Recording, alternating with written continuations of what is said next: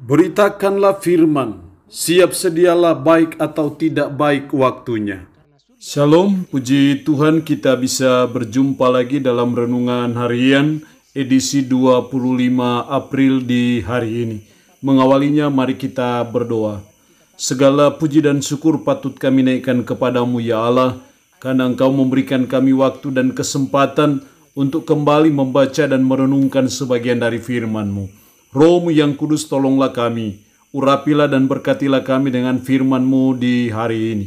Dalam nama Tuhan Yesus Kristus kami berdoa. Amin. Masih dalam rangkaian tema seri soal hidup dalam kasih dari Roma 12 ayat 9 sampai dengan ayatnya yang ke-21. Secara khusus hari ini kita akan baca ayat 16 sampai dengan ayatnya yang ke-18. Saya akan baca khusus ayat 18. Firman-Nya berkata demikian. Sedapat-dapatnya kalau hal itu bergantung padamu, hiduplah dalam perdamaian dengan semua orang. Demikian firman Allah di hari ini yang intinya mengajar kita, menasihati kita, mengingatkan kita untuk hiduplah dalam perdamaian dengan semua orang. Sebagai wujud konkret dari kita hidup dalam kasih, maka kita mau hidup dalam perdamaian dengan semua orang. Kalau kita hidup dalam permusuhan dengan orang, itu tandanya kita tidak hidup dalam kasih. Tetapi wujud konkret dari kita hidup dalam kasih adalah kita hidup dalam perdamaian dengan semua orang. Ini yang Tuhan mau dalam hidup kita sebagai umat, sebagai orang percaya, sebagai orang beriman yang sudah mengalami memperoleh kemurahan Allah, yang sudah dibenarkan oleh karena iman kepada Kristus. Firman Allah mengajar kita hari ini, hiduplah dalam perdamaian dengan semua orang.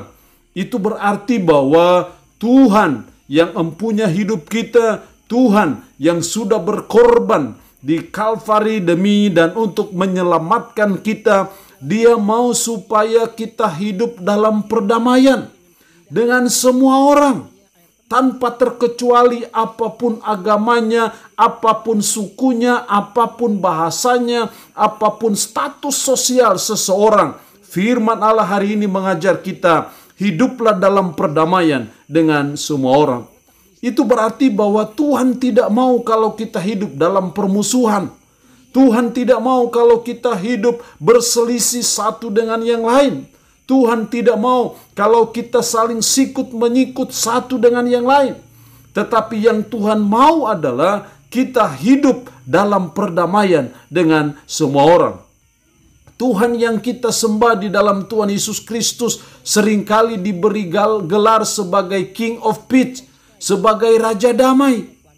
Kenapa Dia diberi gelar sebagai Raja Damai? Karena Dia tidak senang kalau kita hidup dalam permusuhan. Dialah pribadi yang senang kalau kita hidup berdamai satu dengan yang lain. Dialah yang sudah memberi contoh dalam memberitakan Injil, dalam memenangkan banyak jiwa bagi Dia. Dia tidak pernah melakukan dengan penumpahan darah. Dia tidak pernah melakukan dengan perselisihan. Dia tidak pernah melakukan dengan peperangan, dengan kekerasan apapun. Tetapi selalu dengan suasana yang damai, satu dengan yang lain. Itu yang Dia sudah contohkan bagi saudara dan saya sebagai umat, sebagai orang percaya, dan mari kita mengikutinya. Sehingga ketika Dia disebut sebagai Raja Damai, maka hendaknya DNA dari Sang Raja Damai itu ada dalam diri kita, ada dalam hidup kita, sehingga kemanapun kita pergi, dimanapun kita melaksanakan tugas dan tanggung jawab, spirit membawa damai, spirit hidup damai dengan semua orang itu selalu ada dan melekat dalam hidup kita. Nah, supaya kita bisa hidup dalam perdamaian dengan semua orang, ada dua kiat, ada dua cara yang dinasihatkan oleh firman Allah ini supaya hidup dalam perdamaian dengan semua orang itu bisa real, bisa terjadi dan tercipta dalam kehidupan kita bersama. Yang pertama dalam ayatnya yang ke-16. Hendaklah kamu sehati sepikir dalam hidupmu bersama. Janganlah kamu memikirkan perkara-perkara yang tinggi, tetapi arahkanlah dirimu kepada perkara-perkara yang sederhana. Janganlah menganggap dirimu pandai. Hendaklah kamu sehati sepikir dalam hidupmu bersama. Jadi yang pertama, supaya kita bisa hidup dalam perdamaian dengan semua orang, maka yang harus kita lakukan adalah hendaklah kamu sehati sepikir dalam hidupmu bersama. Atau dengan kata lain, hendaknya kita sehati sepikir dalam menjalani hidup. Atau dengan bahasa yang lebih sederhana, hendaknya kita hidup dalam persatuan satu dengan yang lain. Maka itu yang membuat kita bisa hidup dalam perdamaian dengan semua orang. Kalau kita tidak sehati sepikir, kalau kita tidak bersatu, itu yang membuat kita saling bermusuhan. Kita tidak saling damai satu dengan yang lain, tetapi sebaliknya kita menciptakan keonaran, kerusuhan satu dengan yang lain karena tidak ada kebersamaan, tidak ada persatuan satu dengan yang lain. Jadi firman Allah mengajar kita supaya bisa hidup dalam perdamaian dengan semua orang, kita harus sehati sepikir.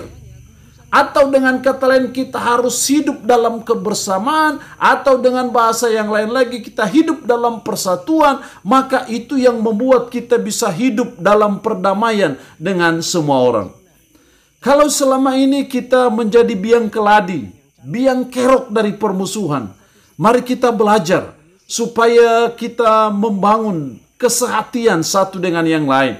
Dimanapun kita berorganisasi, dimanapun kita bermasyarakat, dimanapun kita bergereja, kita selalu menjadi orang yang sehati sepikir. Kita selalu menciptakan kebersamaan, kita selalu menciptakan persatuan, karena hanya itu sajalah yang membuat kita bisa hidup dalam perdamaian dengan semua orang. Yang kedua, cara yang kedua supaya kita bisa hidup dalam perdamaian dengan semua orang dalam ayat 17. Janganlah membalas kejahatan dengan kejahatan. Lakukanlah apa yang baik bagi semua orang. Hal yang kedua supaya bisa hidup dalam perdamaian dengan semua orang sebagai wujud konkret dari kita hidup dalam kasih adalah lakukanlah apa yang baik bagi semua orang.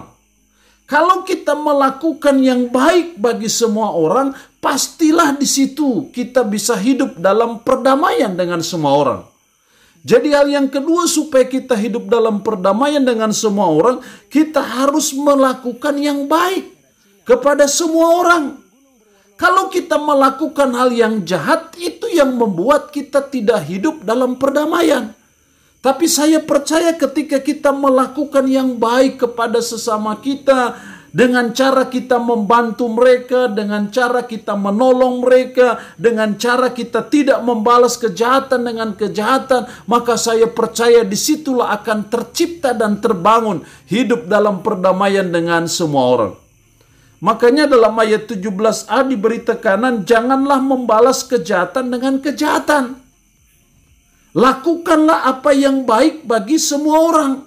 Kalau kita membalas kejahatan dengan kejahatan, itu berarti kita tidak melakukan yang baik kepada sesama kita. Kalau kita tidak melakukan yang baik kepada orang, itu yang membuat kita tidak hidup dalam perdamaian dengan semua orang. Tapi kalau kita tidak membalas kejahatan dengan kejahatan, sebaliknya kita membalas kejahatan itu dengan kebaikan, kita melakukan yang baik kepada sesama kita, kita peduli kepada sesama kita, kita membantu mereka, kita care dengan mereka, maka saya percaya di situ akan tumbuh hidup dalam perdamaian dengan semua orang. Jadi hal yang kedua, kita harus belajar melakukan apa yang baik. Lalu pertanyaannya, yang baik itu seperti apa? Saya percaya apapun yang disampaikan oleh firman, menyangkut hukum-hukum Tuhan, menyangkut kebenaran-kebenaran firman, itu semua adalah hal yang baik. Dan ketika kita melakukan hal-hal yang baik yang dituntut oleh firman, maka saya percaya itu yang membuat kita bisa hidup dalam perdamaian dengan semua orang. Itu berarti bahwa mari sebagai umat, kita belajar dalam hidup ini untuk kita hanya melakukan yang baik saja kepada sesama kita. Kita tidak berbuat jahat kepada mereka. Kita tidak boleh menyakiti hati mereka. Kita tidak boleh menyinggung perasaan mereka. Kita tidak boleh berbuat curang kepada mereka. Kita tidak boleh menipu mereka. Tapi sebaliknya yang kita buat adalah kita melakukan hal yang baik kepada mereka. Kita membantu mereka. Kita menolong mereka. Kita peduli dengan kesusahan mereka. Kita empati dengan sakit yang mereka derita. Kita menolong mereka sekecil apapun. Maka saya percaya disitulah kita akan hidup dalam perdamaian dengan semua orang. Jadi dua hal yang dituntut dari kita supaya kita hidup dalam perdamaian dengan semua orang. Yang pertama, kita harus hati sepikir. Dan yang kedua, kita harus melakukan yang baik kepada mereka. Maka saya percaya kita bisa hidup dalam perdamaian dengan semua orang sebagai wujud nyata kasih dalam hidup kita sehari-hari. Allah yang punya firman ini memberkati kita dengan firman-Nya di hari ini. Amin. Mari kita berdoa. Puji syukur untuk kebenaran firman-Mu di hari ini. Tolonglah kami ya Tuhan, supaya kami senantiasa hidup dalam perdamaian dengan semua orang. Kami terus belajar, kami terus berusaha supaya kami hidup dalam perdamaian dengan semua orang. Karena itu tolong kami, supaya kami sehati, sepikir dalam hidup bersama. Tolong kami supaya kami selalu melakukan yang baik kepada semua orang. Maka kami bisa hidup dalam perdamaian dengan semua orang. Roh-Mu yang kudus menolong kami, supaya kami bisa hidup sesuai dan seturut dengan firman-Mu. Mohon berkat-Mu bagi umat-Mu yang boleh mendengarkan renungan harian di hari ini. Berkat jasmani, berkat kekuatan, berkat kesehatan yang baik Tuhan beri. Umat-Mu yang sakit tanpa berdoa dalam nama Yesus, Tuhan lawat, Tuhan jamah, dan Tuhan beri mereka kesembuhan dari sakit yang diderita. Terpuji-pujilah nama-Mu Tuhan. Dalam nama Tuhan Yesus Kristus kami berdoa. Amin. Shalom, sampai berjumpa lagi dalam renungan harian edisi berikutnya.